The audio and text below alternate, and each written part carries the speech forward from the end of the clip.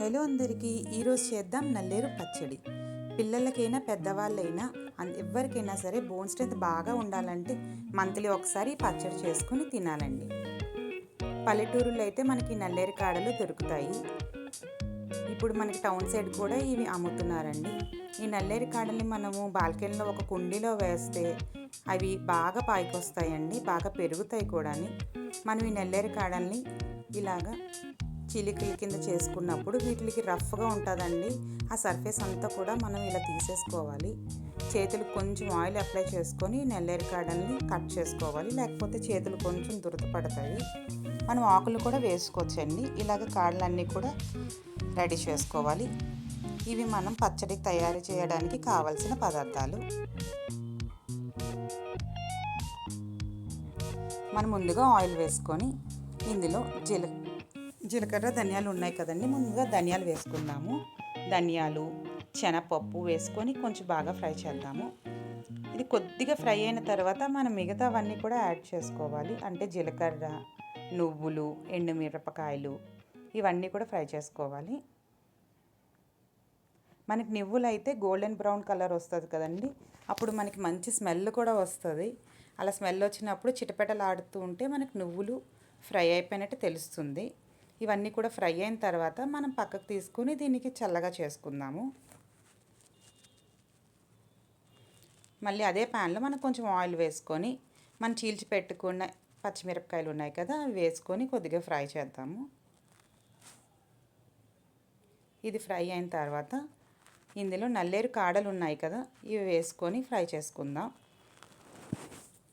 ఈ నల్లేరు పచ్చడి అన్నంతోనైతే చాలా బాగుంటుంది. కొంచెం నెయ్యి వేసుకొని అసలు పిల్లలకు పెడితే ఇది ఏ పచ్చడిని కూడా వాళ్ళు అడగరు, ఇష్టంగా తినేస్తారు. ఈ కాడలు ఫ్రై అయ్యాయని మనకు తెలియడానికి ఈ కాడలు కొంచెం కలర్ చేంజ్ అవుతుందండి. కొంచెం బ్రౌన్ కలర్ లాగా మనకు కనిపిస్తూ ఉంటుంది. అప్పుడు మనకి ఈ కాడలు ఫ్రై అయిపోయినట్లే. ఈ కాడలు ఫ్రై అయిన తర్వాత మాత్రమే మనం టమోటా ముక్కలు యాడ్ చేసుకోవాలి. ఇందులో 3 టమోటాలు వేసాను నేను.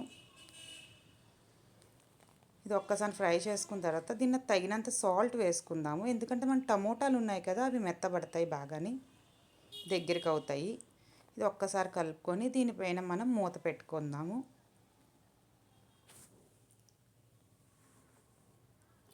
ఇలా 3 మినిట్స్ అయిన తర్వాత చూడండి, మనకి టమోటా పీసెస్ అన్నీ కూడా బాగా మెత్తగా అయిపోయాయి. ఇదంతా ఒకసారి కలుపుకుందాము.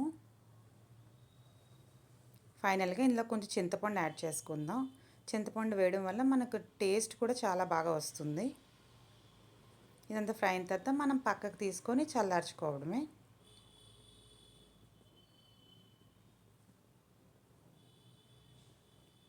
మనం పక్కన తాలింపు పెట్టుకున్నాం కదండి, అవన్నీ వేసుకొని ఫస్ట్ ఫ్రై చేసుకోవాలి. మిక్సీ చేసుకుందాము. ఫ్రై చేసుకున్నవన్నీ కూడా మిక్సీ చేసుకుందాము.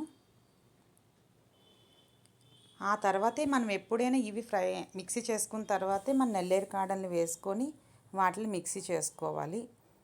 లేకపోతే అంతా కూడా బాగా గ్రైండ్ అవ్వదు. ఇది మరి ఒకసారి మనం అంతా కూడా దీన్ని గ్రైండ్ చేసుకున్న తర్వాత చూసారు ఎలా కనిపిస్తుంది. దీనికి సరిపడా వాటర్ వేసుకొని ఇంకోసారి గ్రైండ్ చేసుకుంటే సరిపోతుంది. ఇదిగోండి, మన నల్లేరు పచ్చడి రెడీ అయిపోయింది. దీనికి ఇప్పుడు మనం తాలింపు వేద్దాము. ఆవాలు, జీలకర్ర, ఎండుమిరపకాయలు, ఎల్లుల్లిపాయలు అయితే నేను చిన్న చిన్న పీసెస్ కింద కట్ చేసి వేసానండి.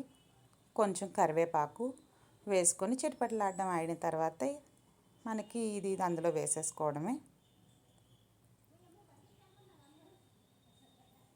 మన తాలింపు స్మెల్ మాత్రం భలే వస్తుందండి. అసలు దాంతోనే మనకు తినాలని ఇంట్రెస్ట్ కూడా వస్తుంది. ఇదిగోండి, మన నల్లేరు పచ్చడి రెడీ అయిపోయింది. అన్నంతోనైతే చాలా సూపర్గా ఉంటుంది. మీరు కూడా ట్రై చేసి చూడండి. Thank you for watching my video.